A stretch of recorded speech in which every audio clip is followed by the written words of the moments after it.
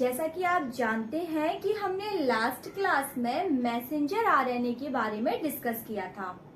हमने देखा था कि जो मैसेंजर आरएनए होता है वो टोटल आरएनए का 5 to 10% होता है।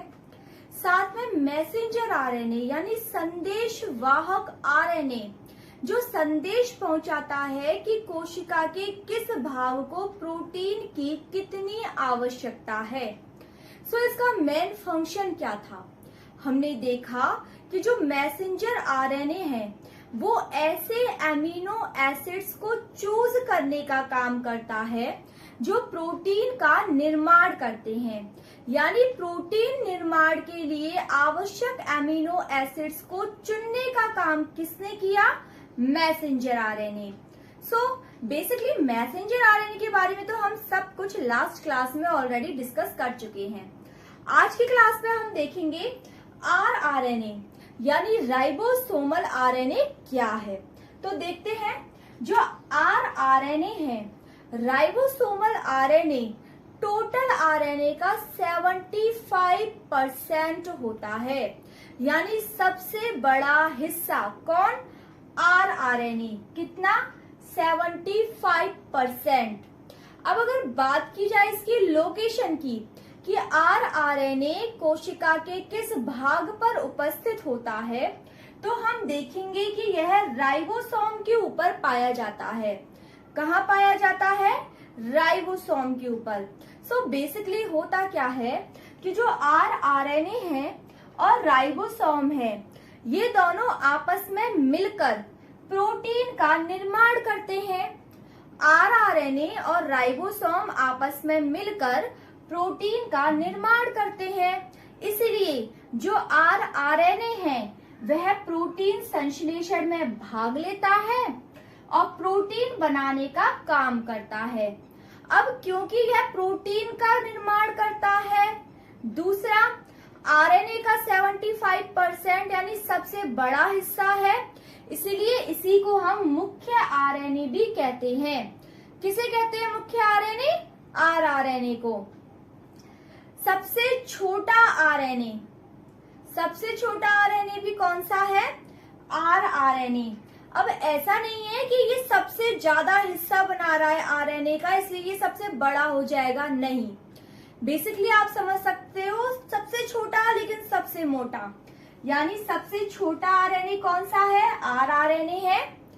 75% सबसे बड़ा हिस्सा बनाता है आरआरएनए।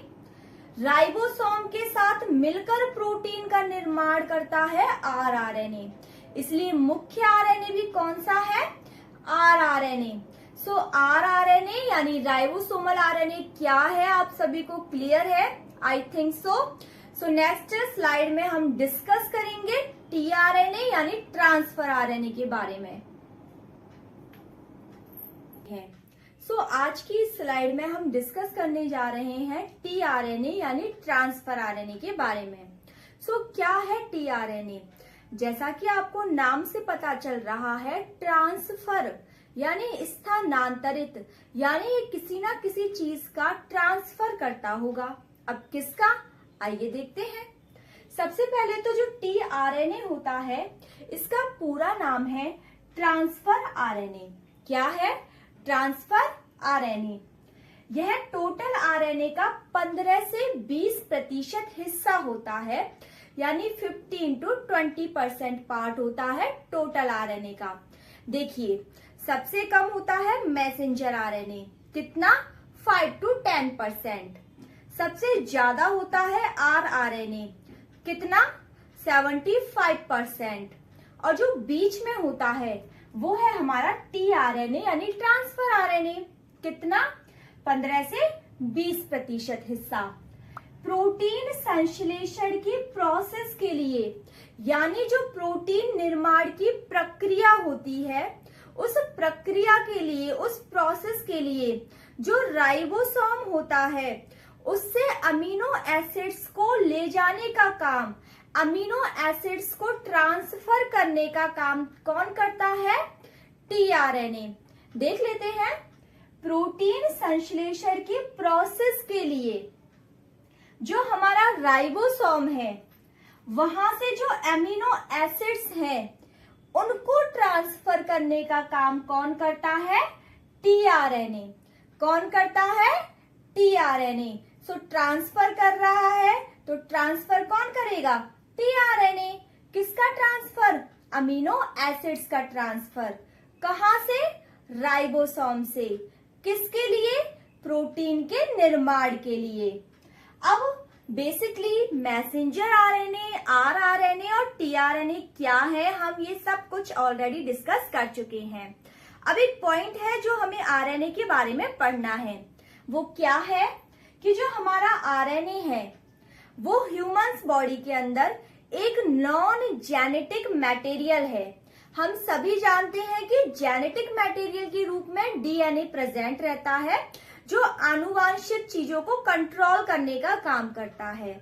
बट कुछ वायरस ऐसे होते हैं जिनके अंदर आरएनए आनुवांशिक लक्षणों को कंट्रोल करता है, यानी जेनेटिक मटेरियल के रूप में प्रेजेंट रहता है कुछ वायरस के अंदर। कौन?